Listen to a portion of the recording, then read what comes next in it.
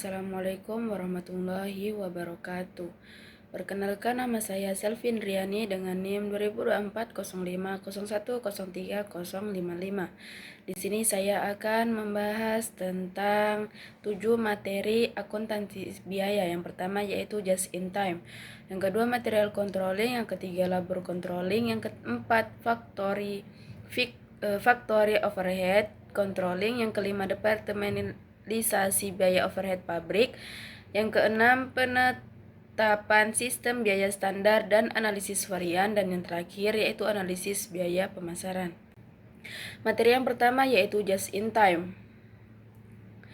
Just in time adalah suatu sistem manajemen produksi dan persediaan yang bertujuan untuk memproduksi atau mendatangkan barang hanya ketika dibutuhkan, dalam jumlah yang dibutuhkan, dan pada waktu yang dibutuhkan. Adapun manfaat dari just in time, yang pertama yaitu pengurangan biaya persediaan, kemudian peningkatan kualitas produk, pengurangan lead time, peningkatan produktivitas, fleksibilitas produk, peningkatan hubungan dengan pemasok, dan penghematan ruang. Materi yang kedua yaitu material controlling. Material controlling atau pengendalian material adalah fungsi manajemen yang bertanggung jawab mengelola seluruh siklus material, mulai dari pengadaan, penyimpanan, hingga pendistribusian bahan baku agar tersedia tepat waktu, dalam jumlah yang tepat, dan kualitas yang sesuai standar produksi. Adapun tujuan controlling, yang pertama yaitu memastikan kelancaran proses produksi. Yang kedua, mengoptimalkan efisiensi biaya operasional. Yang ketiga, menjaga standar kualitas produk akhir, dan yang terakhir, mengidentifikasi dan mengoreksi penyimpangan. Materi yang ketiga yaitu labor controlling. Labor controlling adalah proses pengendalian tenaga kerja yang dilakukan untuk memastikan bahwa seluruh aktivitas kerja berjalan sesuai dengan standar, target, dan tujuan organisasi. Adapun tujuan labor controlling, yang pertama meningkatkan produktivitas tenaga kerja, mengurangi biaya operasional, menjamin kualitas hasil pekerjaan, menjaga disiplin kerja karyawan, memastikan penggunaan tenaga kerja yang efisien, dan yang terakhir membantu pencapaian target perusahaan. Adapun fungsi labor controlling, yang pertama yaitu fungsi pengawasan. Mengawasi pelaksanaan pekerjaan agar sesuai dengan standar yang telah ditetapkan. Yang kedua yaitu fungsi evaluasi. Menilai hasil kerja tenaga kerja berdasarkan indikator tertentu. Yang ketiga yaitu fungsi koreksi. Melakukan tindakan perbaikan apabila terjadi penyimpangan dari target. Dan yang terakhir, fungsi pengembangan. Membantu perusahaan mengidentifikasi kebutuhan pelatihan dan pengembangan karyawan.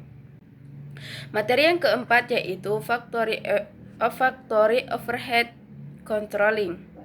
Salah satu aspek terpenting dalam akuntansi biaya adalah pengendalian overhead pabrik, yaitu biaya tidak langsung seperti listrik, penyusutan mesin, pemeliharaan, dan gaji manajerial. Overhead pabrik sering bersifat fluktuatif dan sulit dikendalikan, sehingga penerapan sistem akuntansi biaya yang tepat sangat diperlukan untuk memonitor dan mengurangi pemborosan.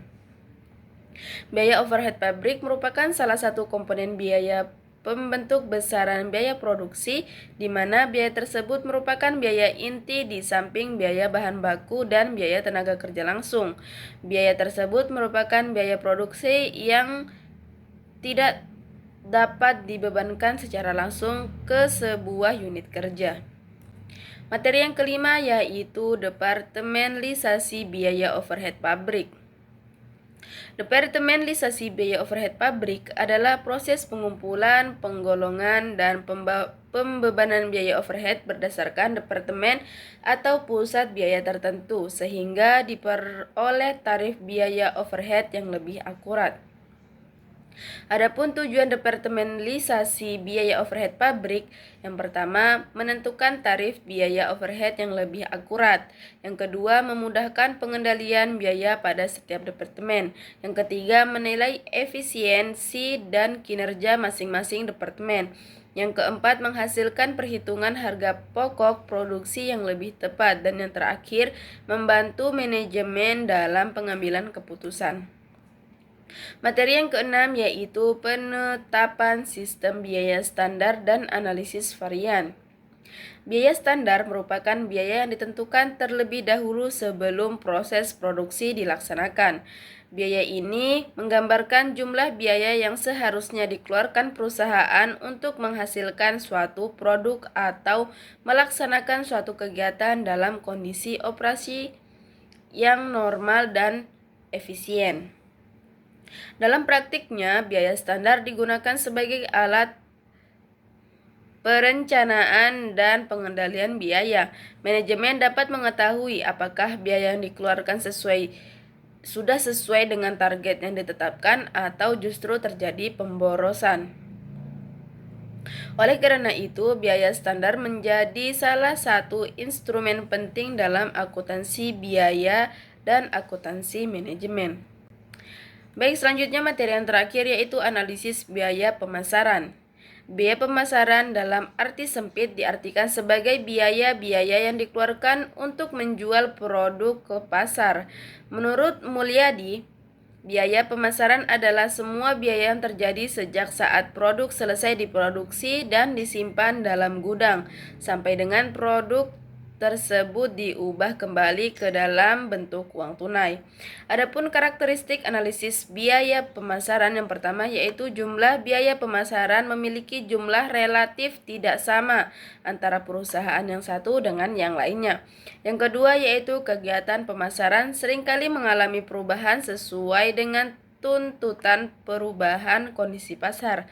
Kemudian yang ketiga yaitu kegiatan pemasaran berhadapan langsung dengan konsumen yang merupakan variabel yang tidak dapat dikendalikan oleh perusahaan. Dan yang terakhir yaitu dalam biaya pemasaran terdapat biaya tidak langsung dan biaya bersama yang lebih sulit pemecahannya dibanding dengan biaya yang terdapat dalam biaya produksi.